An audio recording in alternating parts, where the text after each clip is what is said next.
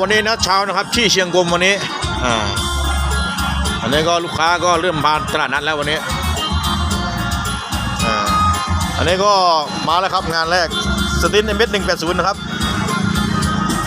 มาด้วยอาการดึงไม่ติดครับจากเช็คดูแล้วเป็นพวกซีนข้อเหวี่ยงแล้วก็ตัวนี้ก็หลวมครับสตินชอบเป็นนี่ครับนี่โยกจากการรีวิวดูก็เป็นน็อตครับท้องอ่างครับคลายหมดเลยครับผม4ตัวนี้คลายหมดเลยสาเหตุคือเกิดจากการโยกของเครื่อง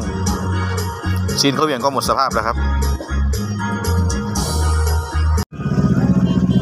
เอาละครับเคสเราเนี่ยก็คือจะใส่ซีนเขาเหวี่ยงครับใส่ซีนเขาเหวี่ยงแล้วก็ทำแหวนรองแท่นเครื่องครับกันเครื่องโยก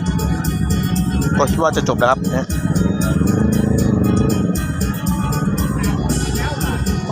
ดีแล้ว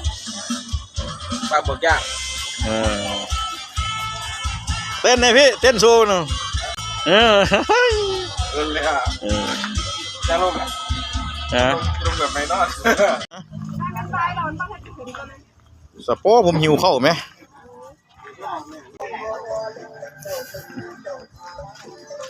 ไปนะครับไปสิไปกินข้าวอยู่เด้